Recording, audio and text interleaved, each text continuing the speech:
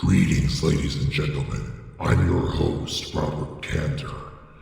Today, I'll be giving you my final thoughts as we count down to God of War Ragnarok. But before we get into that, click the links in the description below to get your copies of my books, The Shadow Angel Genesis and The True Story of Mrs. Claus. The Shadow Angel Genesis is a supernatural thriller about a vampire that serves as the Vatican's monster hunter. And The True Story of Mrs. Claus is a creative but wholesome reimagining of a character who is well known but often overlooked. And it remembers to keep Christ in Christmas. Thank you for your support. Now I know the one thing that everybody is looking forward to is the impending confrontation between Kratos and Thor.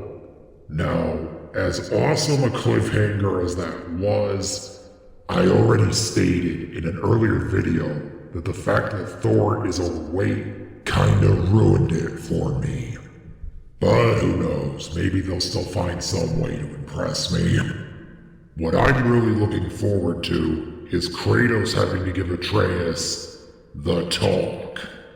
There's plenty of drama between teenagers and their parents under the best of circumstances, and that's when you're not on the front lines of the apocalypse. With all this going on, it will be really interesting to see how Kratos handles it when Atreus talks to a girl about his own age. As anyone who played the last game can tell, this story doesn't follow Norse mythology to the letter. Of course, the benefit of this means that we can't accurately predict how the game will end. Does Ragnarok play out the same way it does in Norse mythology, or will Kratos and Atreus be able to bring Ragnarok to a better conclusion? One that doesn't involve everyone dying? We'll just have to wait and see. Now, there's one thing that's been bothering me since the last game.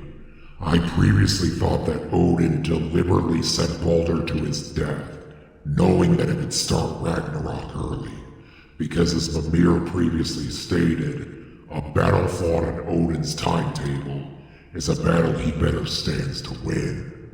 He has shown that he's willing to do whatever it takes to either prevent Ragnarok or influence the outcome, even if his actions don't seem to make sense on the surface.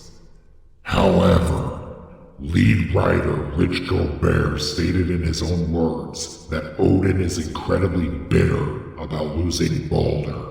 It has also been stated that no one expects Ragnarok to be happening now. Not the Aesir, not the Jotnar, no one. This wasn't part of Odin's plan. At the end of the last game, Mimir suggests that Kratos has somehow become the proverbial monkey in the wrench. And if Odin didn't know he was dealing with the ghost of Sparta before, he certainly does now.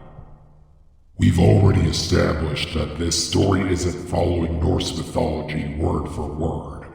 But Norse mythology isn't clear on the final fate of some characters come Ragnarok. For example, it is mentioned that Angrboda is the mother of Fenrir, Jormungand, and Hel, but it doesn't say anything about what happened to her afterwards.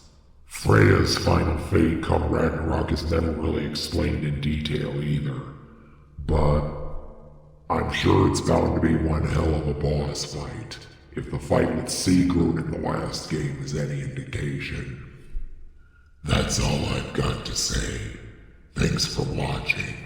Don't forget to like, favorite, subscribe, and if you really want to help this channel out, click the links in the description below and buy my books.